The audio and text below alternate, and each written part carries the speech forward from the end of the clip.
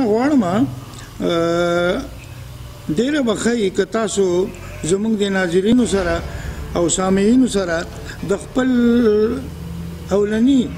ژوند باره کې د بچپنې باره کې د والدینو باره کې د خپل پرایمري سکول باره کې څه خبرې اترې وکړئ نو موږ ته به ډېره زیاته خوشحالي. بسم الله الرحمن الرحیم. زه خو اول عارف صاحب تا ډېر مشکور یم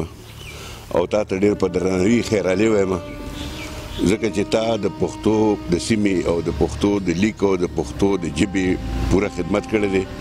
او لګیا یې لا تر اوسه کوې نو دا خو تا ډېر لوی کار وکړه چې ته ما سره دلته رالې او ما سره خبرې ترې کوې نو زه اول تا ته خیرالي وایم او ستا ملګرو ته او ستا کاوشونو مننه کوم. خبره دا ده عارف صاحب چې زه دې کلي کې یعقوبي کې موږ میټه خیل یو. زما نوم امیر محمد خان دی خادم تخلص دی. دلته کې زمونږ تعلق چې دی زما د والد صاحب زما د نیکه دا زراعت سره دی. موږ زمیندار خلک یو. کله چې زما والد صاحب ژوندی و زما مور ژوندی وه جي نو ما نه ډېر رضا تللي دي او ډېر خوشحاله و.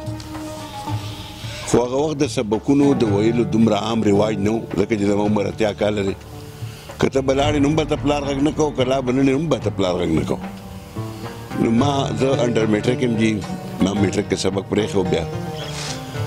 او د هغې نه پس بیا زما والدین وفات شو واده وشو. واده نه پس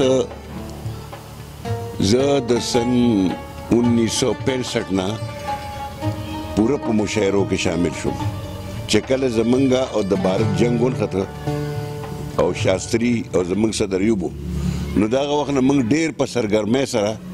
فرح خان بابا دی او قمر راهي صاحب دی او دغه دی دا څه ورته وایي دا پیر ګوهر صاحب دی دغه شان د دې علاقې علي خیدر جوشي صاحب دی الله وبخي او دغه شان نور شاعران ډېر ښه موږ به هغې کې ډېر په مینه باندې تلو او مشاعرې به هم کولې. یو تنظیم هغه وخت زموږ جوړ چې هغې ته موږ به یوسف زی پښتو ادبي جرګه وي او چارباغ زموږ سنټر و. چارباغ کې به زه ډېر ناست وم هلته ټول ملګري به غونډېدو. د هغې نه پس رفته رفته بیا چې دا ډېر زیات د هندوانو سره زموږ جنګ شروع شو نه کې موږ ډېر ملګري را پیدار شو او ډېر خدمت ته ملا وتړله. بیا داسې د 70 نه ډېر مخکې زه ولی خان او باچا خان سره ملګری وم ملمو خان باچا خان دی الله وبخي زما به ډېر زیات خیال یې ساته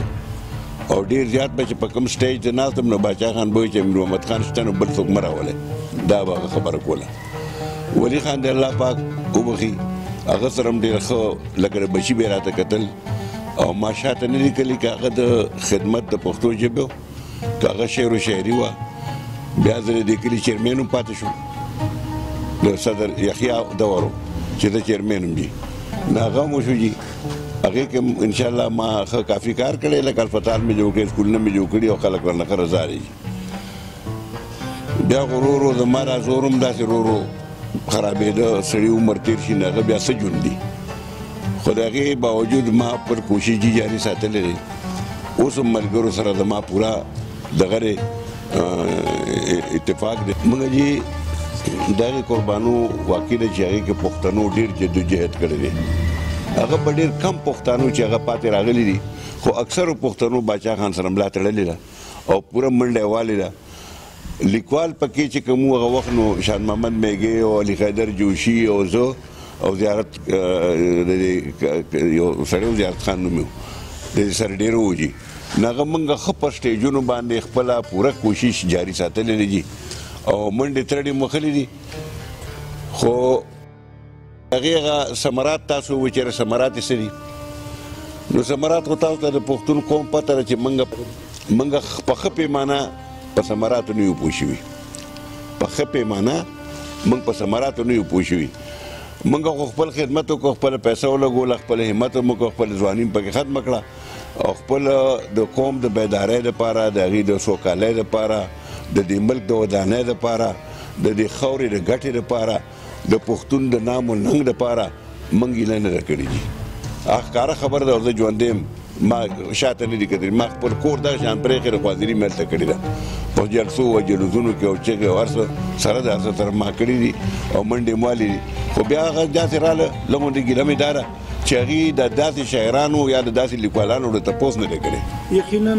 د خلکو به خپل کار پرېښودو او چې اواز به وشي چې خدای خدمتګار نو دی به بډې راښکل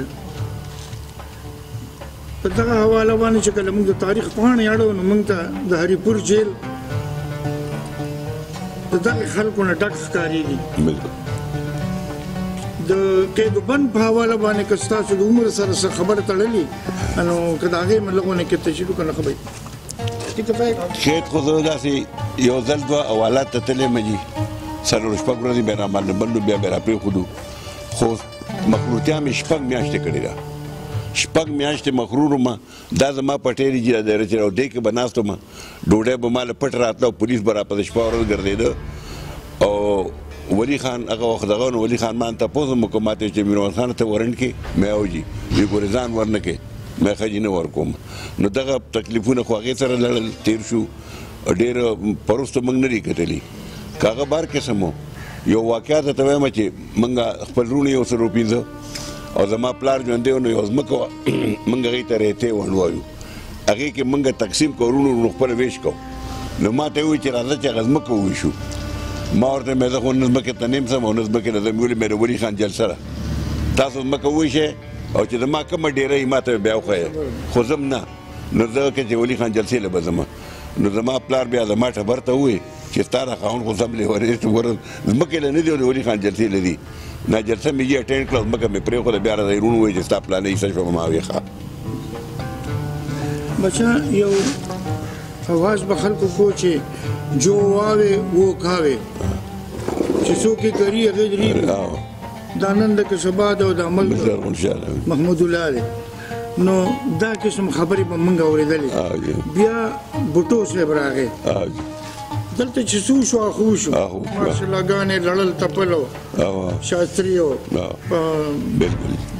د مرزان خانان اوتیانو فلانه فلانه بالکل دې پسې چې کله بوټو صاحب راغی او انتخابات شو په ملک کې هغه عیسی او دا عیسی یوه وه شیخ مجیب هلته راغی بیا د شپږو نکاتو کې د خبرو 5.5 نکاتو ته خبر راورسې چې بوټو صاحب خپله وویل چې زه 5.5 نکاتو ته تیار یم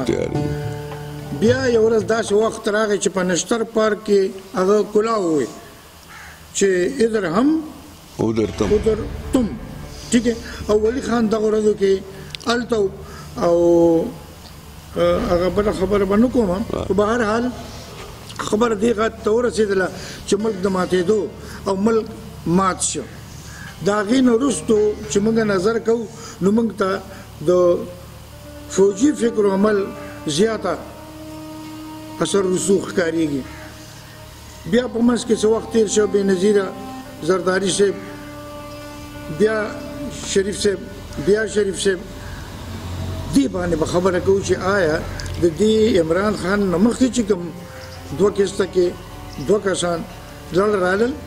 نو د دوی ستاسو په ذهن باندې څه منفي او مثبت اثرات دي موږ چې کله پاکستان کله یو و چې پاکستان یو و مغربي او مشرقي پاکستان نو دا خو واضحه خبره ده چې په تاریخ کې چې باچا خان د دې مخالفت کړو باچا خان وی چې دا م جوړوي دا مشرقي پاکستان هلته مالا جناح صاحب ته ویلو ځکه چې دا ګوره د بنګلو بار دی واقع دی چې د بنګلو بارو د باچا خان هغه قول رښتیا ثابت شو نن موږ سره مشرقي پاکستان چېرته دی شته نشته نو د دې په کوم کوشش باندې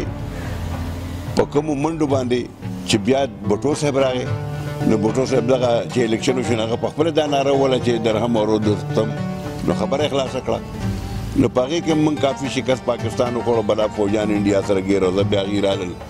ولي خان به دې کې ښه منډې والي دي ولي خان یو ډېر مدبران سیاست کو ډېر قابل شخصیت او ډېر قایل مجي د زرداري او د نواز شریف صاحب خو داسې حکومت وجي چې هغه خو داره لغونده غیسري زما په خیال وشوه قوم ته معلومه شوه چې واقع ډېر کرپټ و انتهایي کرپټ اوس که دا عمران خان زه فیور کې یا یم یا نیم خو دا یو خبره ضرور منم چې دغه غلی راټینګ کړي وو ما خو چې د لرې نه تجزیه داره دا طارق جمیل صاحب هم د عمران خان ډېر منونکی دی طارق جمیل صاحب چې ما ته د عمران خان ډډ نه دی معلوم خو زه د هغه مړانه د هغه جرأت چې بار کله دی راشي او د یو تقریر وکړي نو د ټول یورپ د مشرق وسطا د خلیج ملکونو ټول ورته دغه شان ناست یو ګوري ورته دا بله خبره ده لکه اوس ته ډېر تکړه شو خو ستا کور کمزوری دی ته ډېر تکړه شو خو تا خپل روغ پې راکاږي نو هغه بېلې خبرې دي خو ذاتي طور دا سړی ما ته ښه ایماندار او ښه ښکاري اوس د ملګرو کار چې دی چې ټیم ورسره څنګه دی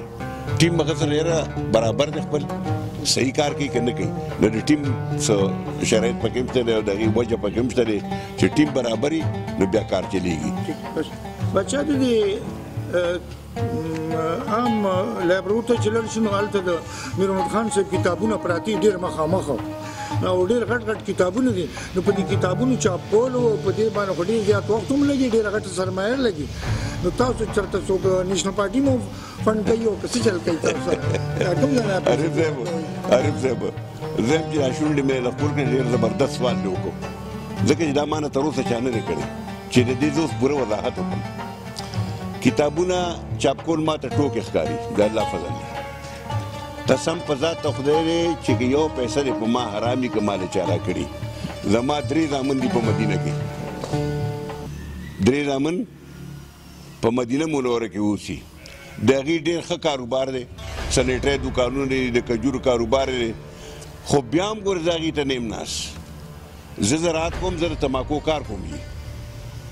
خپله تماکو کرم او بټۍ چلوم 6 بټۍ چلوم هغې کې بیا څه تجارت هم ورسره وکړم او د کپنو والا به زه مشکور یم هغې به شکریه ادا کړم ما مهربانه غوندې هم دي نو زما ټول ګټه وټه چې د هغې سره ده او هغه چې زه څنګه راوړم زه په اول کتاب چاپ کړم دې مدرسه کې په امداد وکړم جومات کې پې وکړم چاته مې هغه خو تا ته ما ویلي چې روږ د تمه هم لالچ او انتظار شي په دې واړو کې د کار سړی بېکار شي د تار نه نغمه ورسي تار وجود شي څه موده پس مغسې تار شي یاري ګرانه د پښتون میر محمد خان ده او د خدای جامه کې پټ شه چې د یار شي بچا د پښتو وای لولئ لیکئ یا د پښتو کتابونه یا د پښتو اخبارات په مخ کې نه ځي د دې شاته څه راز دی دا خو عارف صاحب ښکاره خبره که لیکوال دی که لوی دانشور دی که ادیب دی او که هر څوک دی نو هغه په سټیج د پښتو خبره کوي خو د هغه نه تپوس کوئ ستا نورسي او ستا زامن پښتو لولي کلاس کې که نه ته انګلیش پبلک پسې ګرځئ نو چې کله پښتو لازمي شوي نه دی په تعلیم کې نو پښتو چرې مخکې نشي تللی که دا ټول خلک پرې لګیا یو پښتو راله په دې وروستو که نه پښتو انګلیش او څه اردو وخوړه څه بېننګۍ د پښتنو وخوړه پاتې دې نوي رسم الخط چپه کړه د خو بیا سمه پاملو وخوړه پښتو انګلیش او څه اردو وخوړه څه بېننګۍ د پښتنو وخوړه پاتې دې نوي رسم الخط چپه کړه د خو بیا سمه پاملو وخوړه نو د پښتو غوجي څوک شته نه مالیار نشته که موږ چغې وونه کم سربراهان چې دی مخالفت کوي که نه او انګلیش نه کوي پښتنو لیکوالو ته څه پیغام مختصر د هغه رونه چې کم لیک کوي که هغه نثر دی او که هغه نظم دی که هغه منظوم کلام دی که هغه اخبار دی او که هغه رساله ده او که هغه هر څه چې دي زه هغې ته سلام پیش کوم او بیا ورته دا وایم چې تاسو لیک کوئ نو حقیقت لیکئ ځکه چې بعضې وخت د دې لیک نه بیا تاریخ جوړیږي نو چې تاریخ مسه نشي تاریخ صحیح راشي په دې لیک بیا خلک کار کوي او بیا ترنه تاریخ سازوي نو زه هغې وروڼو ته چې چا کاوشونه کړي سلام پیش کوم او ډېر وروڼو ډېرو لیکوالانو وروڼو د پاکستان د ترقۍ لپاره د دې ملک د بقا لپاره د دې ځمکې د ودانۍ لپاره د دې خاورې د خوشحالۍ لپاره پوره کوشش کړی دی زما شاعرانو وروڼو باندې او ښه تکلیف یې کړی دی زه هغې ته ټول ته سلام یم انشاءالله